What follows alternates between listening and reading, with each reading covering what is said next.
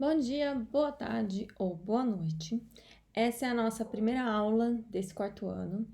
Essa aula ela vai entrar no conteúdo propriamente dito da evolução e também um pouquinho da genética, tá? Essa aula é uma aula introdutória aos conteúdos que a gente vai ver nesse primeiro semestre, que são evolução e genética.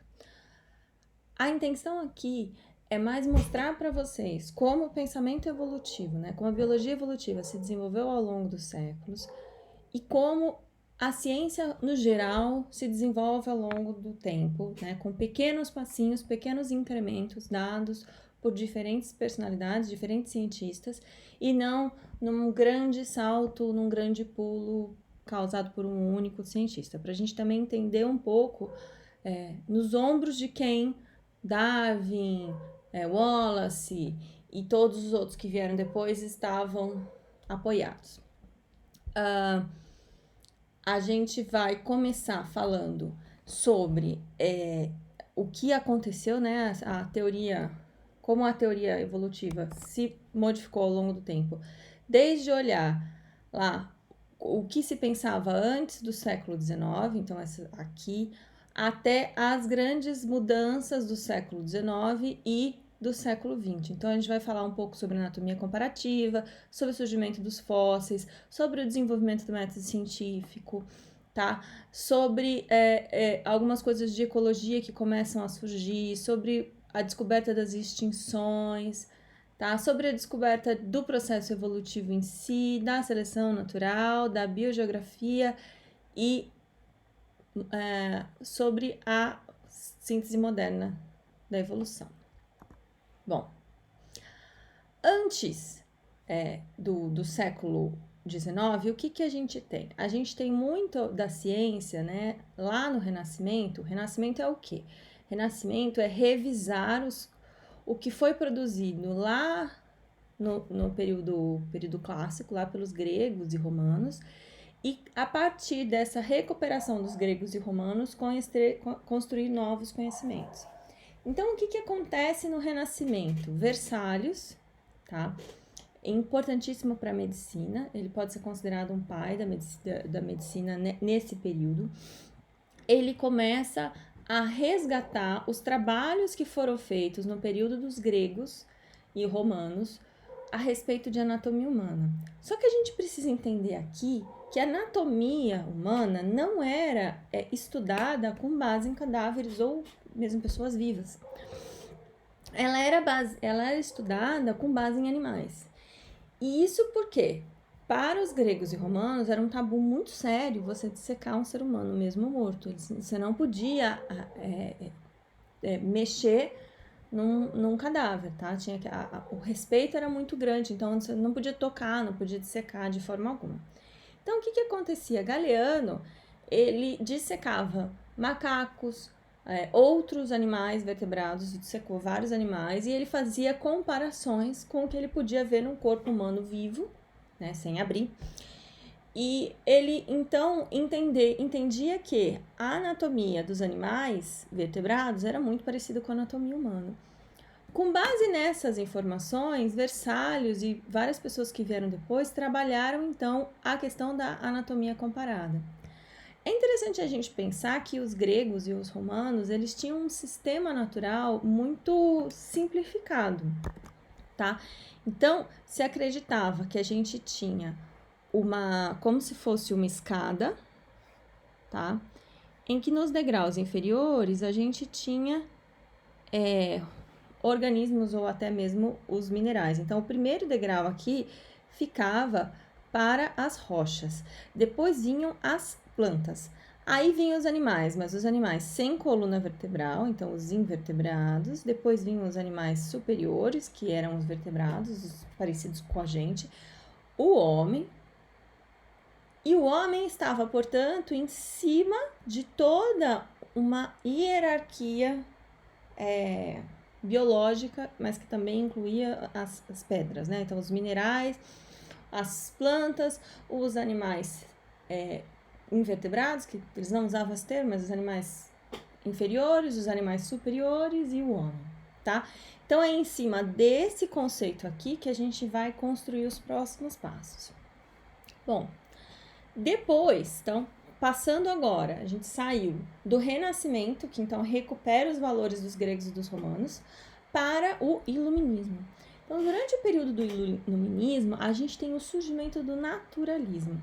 O que é isso? A gente já estava, o mundo já estava vendo o surgimento do método científico e da ciência como um todo na área da física, tá? Então, a gente já tinha Newton aí.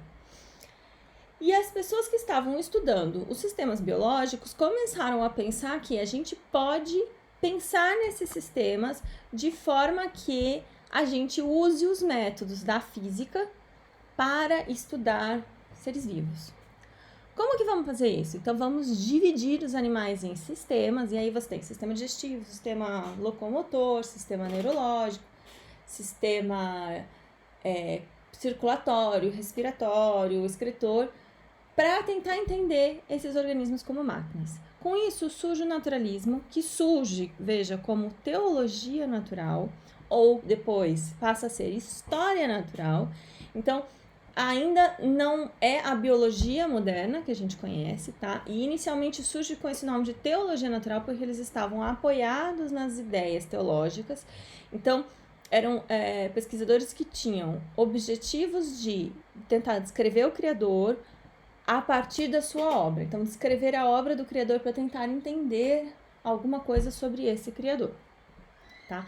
Então, ainda são conceitos muito baseados na questão religiosa ainda, não propriamente científicos, não completamente científicos. Mas a biologia já está dando aquele primeiro passo nessa direção. Nessa época, a gente tem a primeira pessoa que olha para rochas e começa a pensar que essas rochas podem ter alguma relação com organismos vivos do passado. Esse é Steno, tá? Que é considerado um dos pais da paleontologia. Steno, o que ele fez? Existiam essas rochas aqui conhecidas na Europa. Essas rochas eram chamadas de rochas de língua, porque elas parecem um pouco uma língua, tá vendo? E as pessoas, elas eram afiadinhas na lateral e as pessoas conheciam, isso era muito conhecido, usado, etc. Decoração e tal. E ele foi a primeira pessoa que olhou para isso e olhou para um cadáver de tubarão. Admito que esse desenho tá bem bizarro, mas é um tubarão. Um cadáver de tubarão que chegou na universidade onde ele trabalhava e olhou para os dentes dos tubarões e fez a primeira relação. Peraí, isso aqui é muito parecido com isso aqui. Será que isso é o dente de um tubarão do passado que virou rocha? Então, ele é a primeira pessoa a fazer essa conexão entre restos de organismos vivos e rochas e minerais que são encontradas hoje. Ele também é responsável pela lei de superposição de Steno, que quer dizer que aqueles restos, né, aqueles vestígios encontrados nas camadas mais profundas são mais antigos e os encontrados nas camadas mais superiores são mais recentes. É aquela ideia de que você tem restos animais ou vegetais sendo depositados ao longo do tempo, formando camadas cada vez uma em cima da outra. Então, o que foi depositado primeiro fica por baixo e o que foi depositado depois fica por cima. Mais pra frente, a gente tem, então, o surgimento de um cara que é extremamente importante para a biologia, que vocês já ouviram falar dele ano passado. Não, no segundo ano, né? Lá na primeira biologia que vocês tiveram. Que é o Linneu. O Linneu é o cara que criou o sistema Nature, que é um sistema de classificação dos seres vivos que é usado até hoje na biologia. Esse sistema dele é organizado em caixas, como bonecas russas, uma maior que a outra. Então, a gente tem espécie, gênero, família, ordem, classe, filo, reino, domínio, né? E toda a vida. E cada uma dessas caixinhas cabe dentro da caixinha superior. Então, o gênero inclui várias espécies. Uma família pode incluir vários gêneros. Uma ordem pode incluir várias famílias. E por aí vai. Com essa hierarquização cada vez maior, ele criou um sistema para colocar próximos aqueles organismos que ele achava parecidos. Veja que existe aí uma noção de pertencimento, de ser parecido, de ser próximos, né? Quase como grupos irmãos, mas ele ainda não está falando de uma evolução em comum, uma história em comum. Bom, a primeira pessoa a trabalhar conceitos de mudança ao longo do tempo, né? Então, propriamente dito, alguns conceitos evolutivos, mesmo que rudimentares, foi o Conde de Buffon.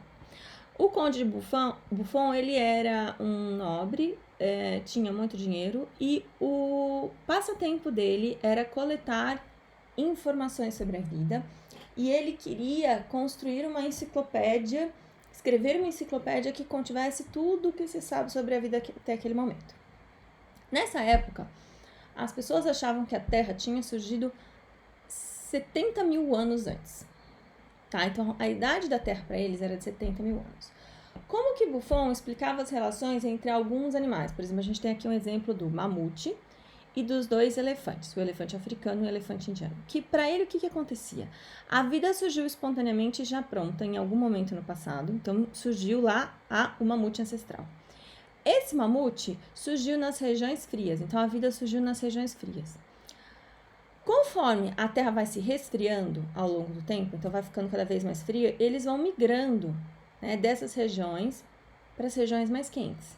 Porque está esfriando demais, não consegue viver aqui na Sibéria mais, então vai descendo. E ao longo desse processo de migração, vai ocorrendo mudança e eles vão ficando diferentes, tá? É a primeira vez, parece uma teoria muito louca, mas é a primeira vez que alguém fala de mudança ao longo do tempo. E isso é importantíssimo. Veja, isso é um conceito que surgiu, lá atrás. Nessa época, a gente também tem o desenvolvimento de uma teoria muito importante, que é a teoria do Malthus, Thomas Malthus. Vocês já devem ter visto ele em geografia em algum momento, tá?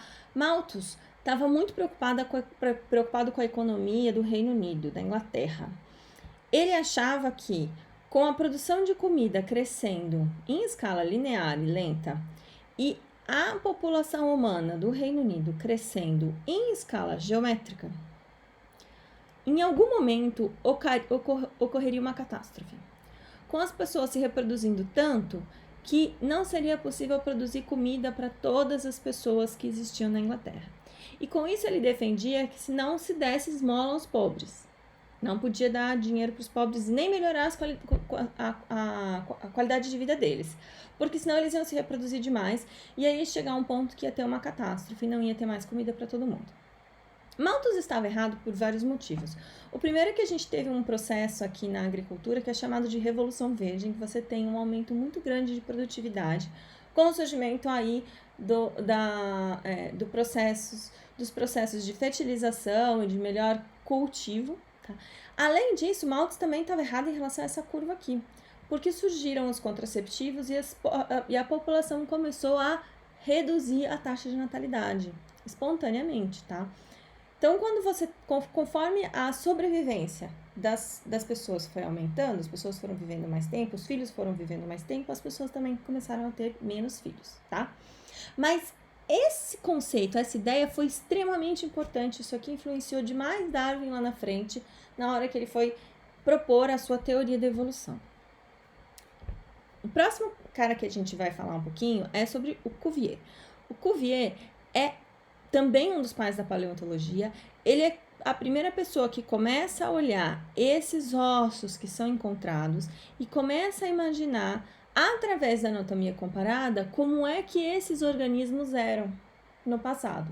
Então, ele usa os conceitos de anatomia, né, de forma, estrutura e função, que a gente conhece para os organismos vivos de hoje, para tentar entender como é que eram esses organismos que viveram no passado, que não vivem mais. E aí ele começa a mostrar que, por exemplo, a gente estava falando lá dos elefantes, que os mamutes não são iguais aos elefantes. Eles são outras espécies e, portanto, houve uma extinção. Algumas espécies desaparecem da história da vida, desaparecem da face da Terra e outras se mantêm. Então, ele é o primeiro a falar, não, peraí, gente, tem extinção. Então, você tem vários organismos que existiram num tempo no passado e que não existem mais. E isso apoiava uma teoria que já existia na época, que era o catastrofismo, que é uma teoria baseada um pouco na Bíblia, por causa da questão do dilúvio. Então, as pessoas achavam que as mudanças que ocorriam na superfície da Terra eram mudanças repentinas. Então, de repente, tinha uma catástrofe, ou uma grande erupção vulcânica, ou um dilúvio, ou mudou alguma coisa, né? Você tem um terremoto muito grande, e que essas grandes catástrofes é que mudavam, que marcavam a história da Terra, geológica, mas também a história da vida que vivia nessa Terra. Bom, nessa época, então, a gente já tinha alguns conceitos de evolução. Esses conceitos lá do Conde de Buffon, eles não ficaram perdidos, então várias pessoas trabalharam neles. A gente já tinha alguns conceitos evolutivos, a gente já tinha alguma ideia de que existiram organismos vivos no passado, que eles eram diferentes dos atuais e já as pessoas estavam trabalhando nessas ideias. É nesse contexto que surge Lamarck. Lamarck é o primeiro cara a escrever uma teoria da evolução que fizesse sentido do começo ao fim. Para ele, o mais importante era o aumento da complexidade, tá? Então vamos lembrar que isso aqui é extremamente importante para Lamarck. Então, Lamarck, ele acreditava um pouco em alquimia e ele achava que era um princípio alquímico da vida sair de formas simples para formas complexas. Então, aqui a girafinha com o pescocinho mais curto, né? Uma girafinha, uma forma mais simples para uma forma mais complexa.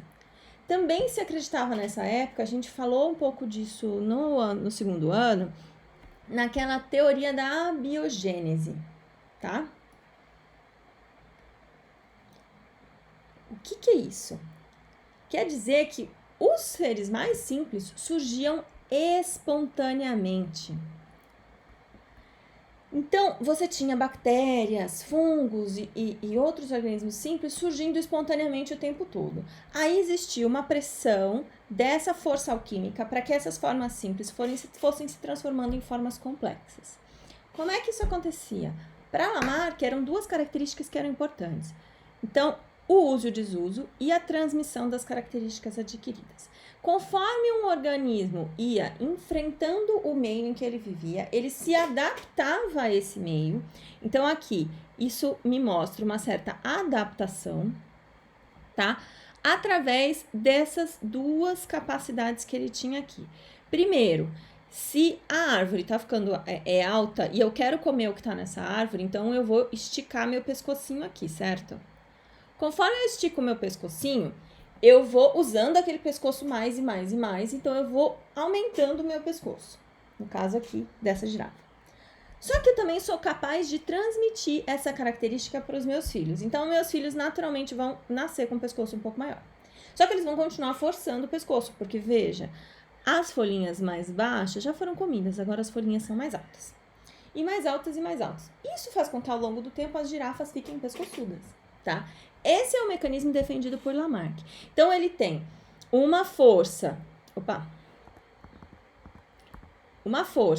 que garante um aumento de complexidade. Ele tem surgimento espontâneo da vida e aí ele tem o uso e o desuso e a transmissão das características adquiridas que vai causar uma adaptação. Então, veja, ele tem toda uma teoria evolutiva basicamente completa, tá? A primeira teoria evolutiva completa, que vai mostrar não só o surgimento dos seres vivos, como também a sua adaptação ao seu meio. Mais pra frente, a gente tem o Carl von Baer e o Haeckel que vão estudar embriões. E aí eles começam a perceber uma coisa muito legal, que desde os primeiros passos da embriogênese, esses são os primeiros passos, até a finalização da embriogênese, nos vertebrados, você tem muita similaridade. Muita similaridade. Então, isso aqui, ó, é um embriãozinho de peixe, de salamandra, Isso aqui é uma tartaruga. Esse aqui é um passarinho. Esse é um porquinho. Aqui é um macaco, tá? Aqui é um cabrito. Então, ele começa a perceber que existe muita similaridade entre os organismos no seu desenvolvimento, ao longo do seu desenvolvimento, tanto nas primeiras divisões do embrião, quanto nos processos finais da embriogênese. Isso, gente, é uma evidência de uma história em comum. Então, eles precisavam explicar como que essa história em comum aconteceu. Lá na geologia, lembra a geologia, a física, tá todo mundo se desenvolvendo em concerto. Lembra que a última vez que a gente falou de geologia, a gente estava falando do catastrofismo, né? Agora a gente vai falar do uniformitarismo. Então, o Charles Lyell, ele é responsável principalmente, ele desenvolveu um livro muito importante para o uniformitarismo e ele também fez muita propaganda para o uniformitarismo. O uniformitarismo é uma teoria geológica que fala que as mudanças no planeta Terra são lentas e graduais, em oposição ao catastrofismo que veio antes. Então não é de repente tem um dilúvio e muda tudo. Não, é aos poucos. É com o poder do vento, da chuva, das intempéries que lentamente vão lavando as rochas das montanhas e depositando esse sedimento nas regiões mais baixas, nas bacias sedimentares. Isso vai, ao longo do tempo, criando uma estratificação, ó, de novo a estratificação aqui, em que você tem camadas, em que as camadas mais antigas estão por baixo, tá? Ele notava que você tinha, que você podia separar essas camadas ao longo do tempo pela composição que elas tinham de conchas, tá? Tipos de conchas, quantidades de conchas, e ele começou a trabalhar a escala geológica que a gente tem hoje a partir dessas conchas. Então, separar grandes épocas a partir dessas conchas, tá? Isso é uma mudança grande, viu, gente? É uma oposição ao catastrofismo. O mais interessante é que a oposição aqui também se falava em que não existe extinção. E isso aqui ia de encontro às ideias do Lamarck, porque Lamarck também achava que a extinção não era importante para os seres vivos, porque os seres vivos estavam se mudando ao longo do tempo, eles estavam se transformando ao longo do tempo, então não precisava existir extinção, porque existia uma força que fazia com que eles aumentassem de complexidade. Nessa época também a gente tem Mendel e a descoberta da herança. Mendel é o pai da genética, ele vai ser extremamente importante para a segunda parte do nosso semestre, em que a gente vai trabalhar genética. Então, Mendel era um monge, ele era matemático e ele trabalhava com plantas de ervilha. Isso aqui são flores das plantas de ervilha, tá? E ele trabalhou com 7 características em plantas de ervilhas. A gente vai falar sobre o trabalho dele em detalhe mais pra frente. Mas o importante é que ele era matemático, então ele entendia de uma linguagem que é a matemática. E ele começou a observar os resultados dos cruzamentos dele e fazer uma relação entre os resultados dos cruzamentos dele e princípios da matemática. E aí é o pulo do gato, porque ele percebeu que ele tinha sempre as mesmas proporções nas características que ele estava trabalhando. Veja, ele não trabalhou com todas, ele trabalhou só com 7. E por causa disso, muitos biólogos e naturalistas da época começaram a achar que o trabalho dele não era tão importante assim, porque ele só explicava 7 características em ervilhas.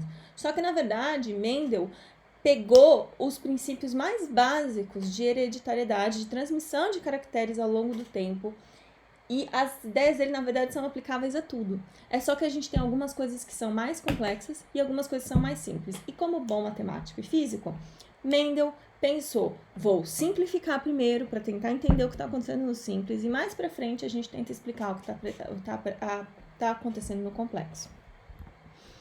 Bom, então ele descobriu a segregação independente e a separação dos fatores da herança. Primeira coisa que ele descobriu que são 2 fatores, um que vem do pai e um que vem da mãe. Ele não sabia o que eram esses fatores. E ele descobriu que eles se segregam, eles se separam na hora de passar para a próxima geração. Só que o trabalho dele não é reconhecido imediatamente. O trabalho dele só vai ser verdadeiramente reconhecido lá no século XX, em meados do século XX, quando ele é redescoberto pelos pais da evolução moderna e da genética moderna. Bom, chegamos em Darwin. Darwin, então, estava apoiado em Malthus, em Lyell, no Cuvier. Ele conhecia todos esses trabalhos, ele era amigo pessoal do Lyell. Ele conhecia os trabalhos do Mendel, mas, de novo, ele não achava que os trabalhos do Mendel explicavam muita coisa. E ele, enquanto jovem naturalista, fez uma viagem pelo mundo no Beagle. E esse é o caminho do Beagle. Então, saiu da Inglaterra, ele passou pelo Brasil. Ele, aliás, tem alguns comentários bem complicados sobre o Brasil. Ele não gostou muito do que ele viu, não. E ele deu a volta no mundo e voltou para a Inglaterra. Com isso, ele coletou informação de seres vivos, porque esse era o trabalho dele no Beagle, do mundo inteiro. Ele viu diversidade e variabilidade no mundo inteiro. E a partir daí, ele vai começar a desenvolver sua teoria, que ele vai deixar guardada na gaveta por muitos anos, Até um cara chamado Wallace escreveu uma carta para ele e falar assim: eu penso isso aqui. E nessa carta, o Wallace simplesmente escreveu para o Darwin tudo o que tinha na teoria do Darwin. O Darwin estava com aquele livro pronto e engavetado. O que ele fez? Ele respondeu para o Wallace e falou assim: eu concordo, estou trabalhando nessa teoria há muitos anos, vamos publicar junto? Vamos. Então os dois publicaram um trabalho científico pequenininho, de 2 páginas, 1 ano antes da publicação do livro do Darwin. A teoria é dos dois juntos. O livro é só do Darwin e chega no ano seguinte. Só que é o livro que vai causar o furor e o espanto na sociedade, é o livro que vai ser mais famoso do que a teoria científica propriamente dita e o trabalho científico que ficou meio que desconhecido. Bom, o que dizia a teoria do Darwin? Primeira coisa importante, existe variação. Ele falava assim: eu não sei como explicar, mas eu vejo muita variação. E ele faz uma boa parte do livro dele descrevendo variação. Tem variação, tem variação, tem muita variação. Eu vejo muita variação. Eu vejo variação nos seres humanos, eu vejo variação nas ovelhas, eu vejo variação nos pombos, eu vejo variação para todo lugar que eu vejo. Então, todas as espécies têm muita variabilidade. Essa variação é herdada. Opa! Caneta nova. Essa variação é herdada. Ela é herdada de alguma forma. Eu não sei como, eu não entendo como, mas eu sei que ela é herdada porque eu crio pombos, né? A gente cria, não só pombos, mas se cria muitas coisas, e ele falou muito da criação de pombos dele. E a gente sabe que cruzando um pombo de um jeito com outro pombo de um jeito parecido, a gente tem uns filhotes mais ou menos desse jeito. Então já se fazia seleção de raças nessa época. E ele falava: a gente sabe que essa variação é herdada. Eu não sei como, mas a gente sabe que ela é herdada. Uma outra coisa importante, e esse aqui ele emprestou uma página do livro do Malthus, a sobrevivência de um indivíduo depende das suas características. Então, se eu sou mais forte e eu consigo comer melhor do que o meu vizinho, do que aquele outro besouro que está ali do meu lado, ele fala dos besouros no livro dele, então eu vou sobreviver. E isso explica porque nós não estamos soterrados em um monte de baratas no mundo, ou um monte de besouros. Por quê? Porque não tem comida para todos os besouros. Então, se eu comer melhor que meu vizinho, eu sobrevivo e meu vizinho morre. E aqui ele está falando de extinção. Então, para ele, a extinção ela é importantíssima no processo evolutivo. Então, ele precisa desses 4 princípios. Existe variação, a variação é herdada, a sobrevivência do indivíduo depende das suas características e existe extinção. E, a partir disso, ele começa a explicar um potente mecanismo para evolução, que é a seleção natural. O que significa? Temos besouros aqui. Os besouros variam em suas características. Existem besouros laranja e besouros verdes. Os besouros verdes são o favorito desse passarinho aqui, ó. Adoro besouro verde, é isso que ele está falando. Então, ao longo do tempo, eles vão comendo os besouros verdes. Veja que no início os besouros verdes eram mais comuns. Só que eles vão comendo e comendo e comendo, e ao longo do tempo eles acabam matando todos os besouros verdes. Eles não conseguem se reproduzir porque eles foram mortos, e só os besouros laranjas se reproduzem. Então, ao longo do tempo, o que acontece? Essa espécie mudou. Ela saiu de uma espécie em que a maioria era verde e tinha alguns laranjas para uma espécie que só tem laranjas. E é essa mudança ao longo do tempo, ao longo das gerações, que é o processo evolutivo. Então, a evolução nada mais é do que mudança nas características da população ao longo do tempo. Bom, como outros antes deles, Darwin então sugere que a vida tem uma origem única, seguida de diversificação. E essa diversificação ocorre como? Através de adaptação pela força da seleção natural, tá? Quais são os problemas, as críticas na época do Darwin à sua teoria? Primeiro, a idade da Terra. Lembra que se falava de 7 a 70 mil anos. Então, Conde de Buffon achava que ela já era há 70 mil anos. Mais do que isso, mas o maior consenso estava em torno de 7 mil anos, que isso aqui é a datação da Bíblia, tá? Se vocês pararem para pensar, através da datação da Bíblia se chega que a Terra teria uns 7 mil anos. Bom, a idade é incompatível. Não dá para ter tanta diversificação em tão pouco tempo.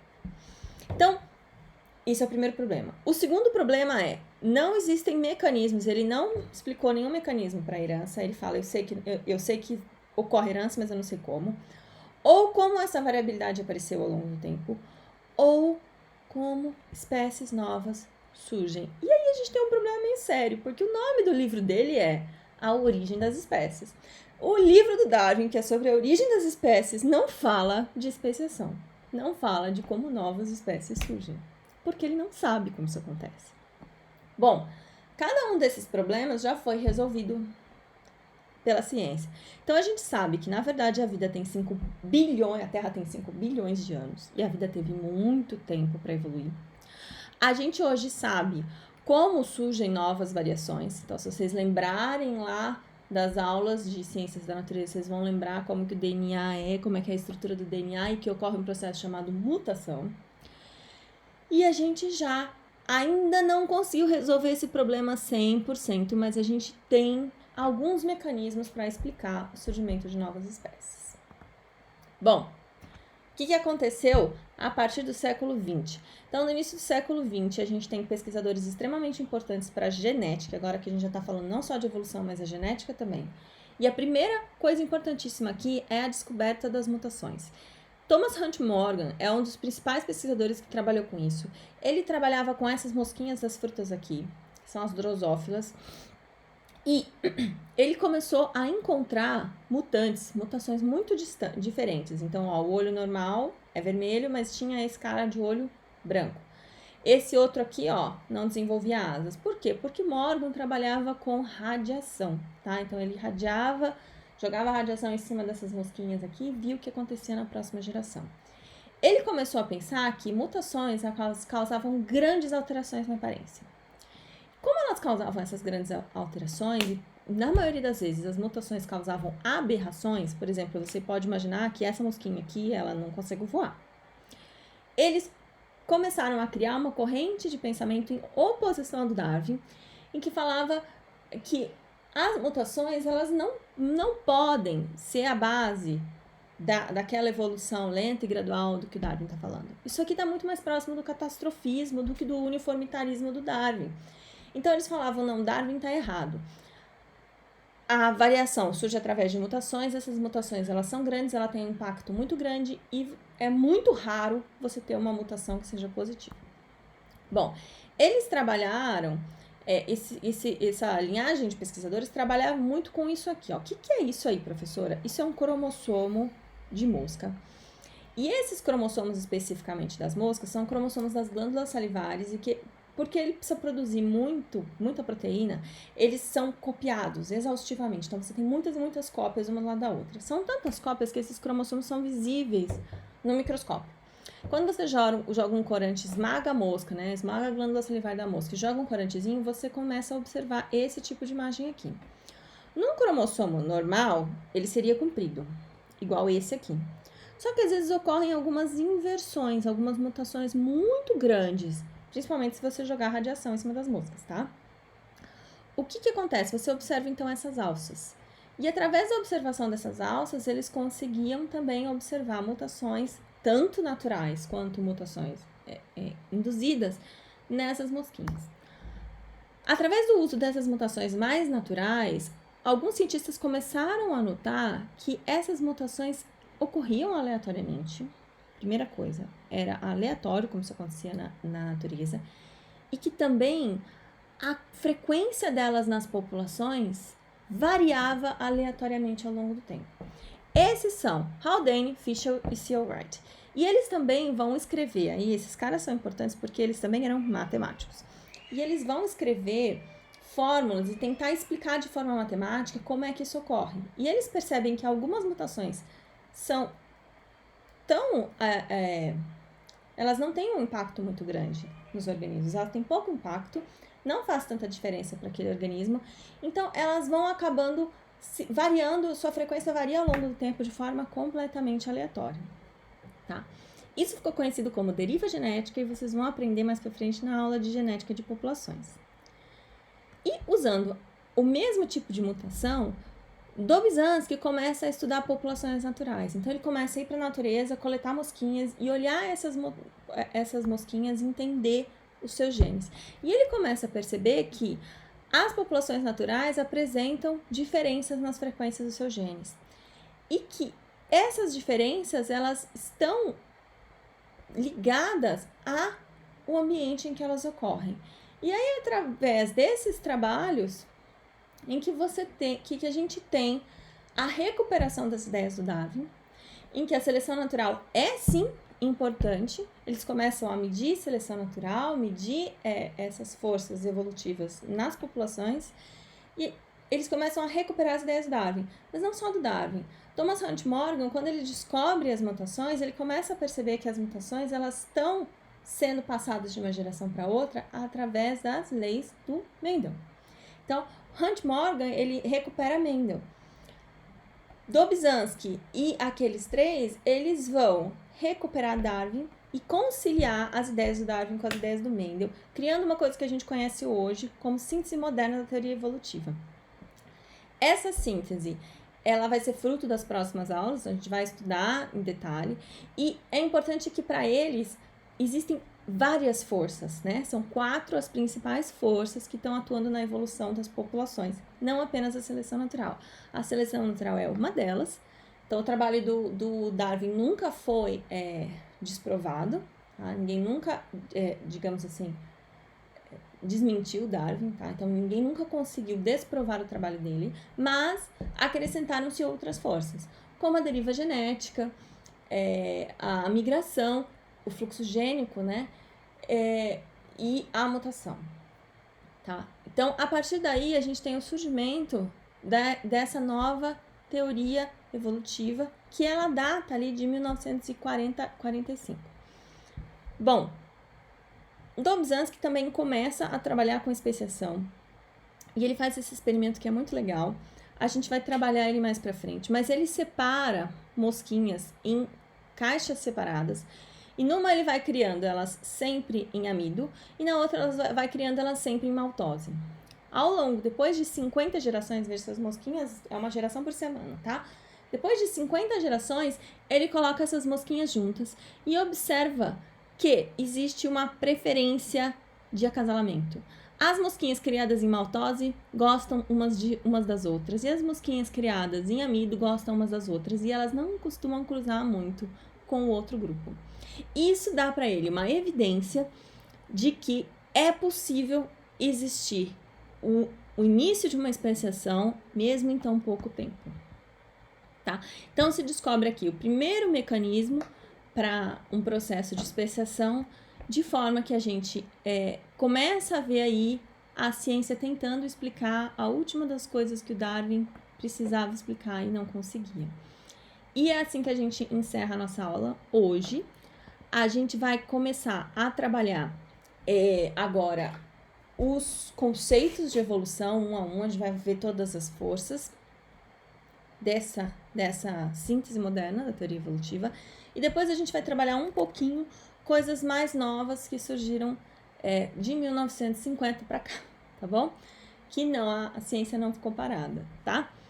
Inclusive, algumas coisas mudaram um pouquinho. Mas eu espero que vocês estejam bem, que a gente tenha um ano proveitoso e que a gente, até o final do ano, consiga se encontrar presencialmente, porque estou cansada também de trabalhar de casa, assim como vocês devem estar cansados de ficar só em casa, tá bom? Um abraço.